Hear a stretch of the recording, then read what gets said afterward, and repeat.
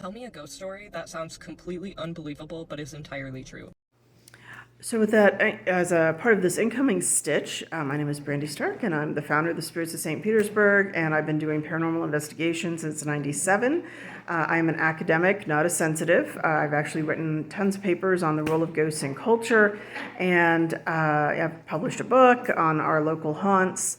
But I was really enjoying this thread because what I'm hearing from these stories are things that people oftentimes will tell me. And so it's just kind of cool. One very popular theme is family haunting you. And so it's always kind of a good reminder to be like really nice to your family because they will be back. So, what ended up happening, I've told one story about my grandmother, but I've got two stories about other family members. My mother is basically like the last member of her family to still be alive. She had become estranged from her brother.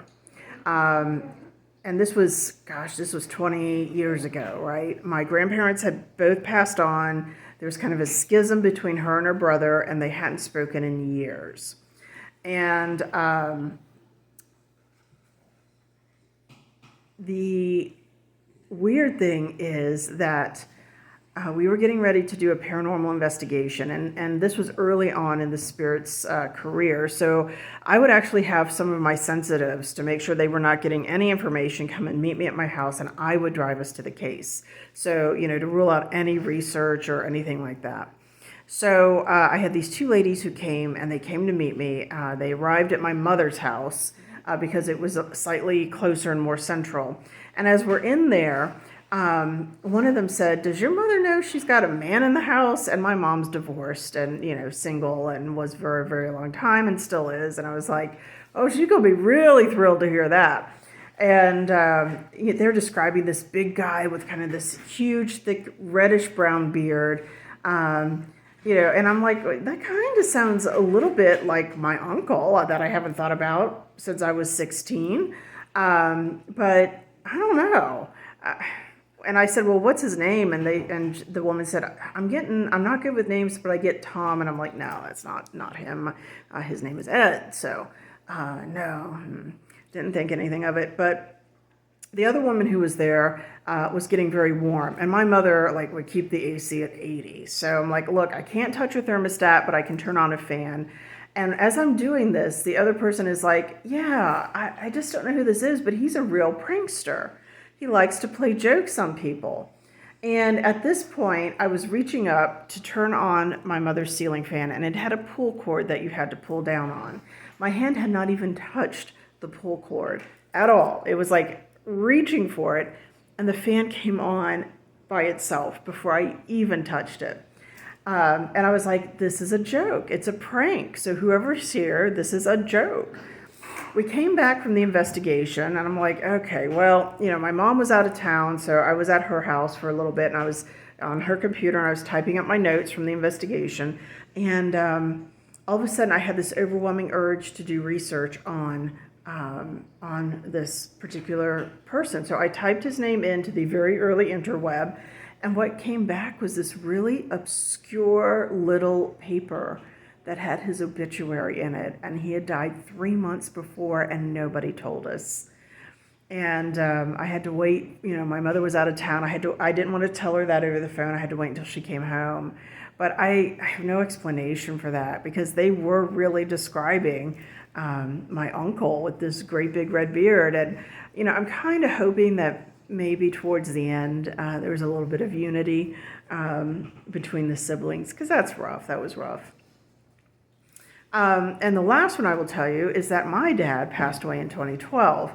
And he was kind of an odd fellow. He was a Vietnam veteran, but he was agnostic. He was not really wounded in Vietnam, which is very unusual, but he served a year. He got in there. He was a civil engineer, and he lived in St. Louis, Missouri. And he was I don't even know how he exists. My mom's a Democrat. He was a Republican. My mom has pugs. He loved cats. She was more extroverted. He was more introverted. She moved around a lot. He was very sedentary. I mean, it was just crazy. So kind of towards the end, I couldn't read him very well because we were very politically different. I tend to skew a little bit more towards the liberal side, and so. And I was kind of going through some stuff. I sometimes when you dream about something and that dream finally comes true, it's not always the dream you think it's going to be. And this was actually involving my job at the time. I was just miserable. I had worked so hard. I had gotten all these extra degrees and a doctorate to get this job, and I had gotten in, and it was awful. It was killing me. But in 2012, when he passed away, these things were just starting to build. It hadn't really built up to the intensity that finally kind of drove me out of the field. But my dad was always fascinated with my paranormal research. So even though he claimed to be agnostic, he liked to hear about what was going on. So when he passed away, it got to be really interesting because it was kind of quiet for a little while, but about 2 or 3 months after he died, I had 3 different incidences. No, it wasn't even that long. It was about a month. It was a month after he passed, because we had the funeral and had come home. So my mother and I were sitting in my study in my house, and we were talking. We were watching Perry Mason because she's a huge Perry Mason fan. So as we're watching this, I said, well, Perry Mason was a Pulp Fiction. And Dad loved The Shadow, right? The 1930s Shadow. And I was totally into this like Pulp Fiction craze. I don't know why, but I was like reading reprints of the Shadow novels. And I was like, so all 3 of us are kind of into Pulp Fiction. And you're not allowed to judge me, but on my bookshelf was a sculpture, a little action figure from the 1994 The Shadow movie with Alec Baldwin. And this thing had stood there for at least a year, no problems. And it has stood ever since, so I'm just going to tell you that. But it actually comes flying off the shelf, goes plunk right on the floor. I have a 1-story building. There are no traffic, there's no traffic going by. We are sitting, my pugs are sleeping. I have no explanation for it, but it happened right at that moment. The second thing is the one that I'm always like, whew, here we go.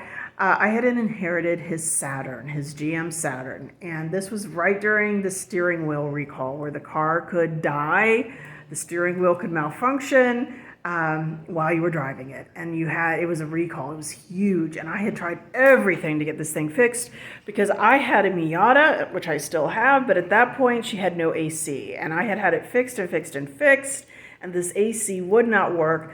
So when I inherited this god-awful gray sedan, 4-door sedan, but it had AC in Florida, that was important.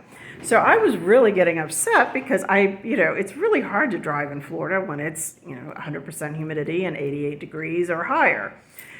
So I had called the dealerships, I did all this stuff. Well, I got a letter from GM, and it was this perky letter saying, yes, we are so aware of the problem, and here are all of the things that you can do.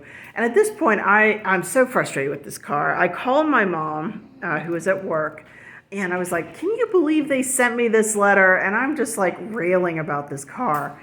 And I turned around, and I went to get something out of a cupboard, and behind me I heard this little thunk, this little metal clunk. And I turned around, and I had placed the letter on the counter. And in the middle of the letter was the Monopoly car from a game that I had to search for. It was locked in my garage.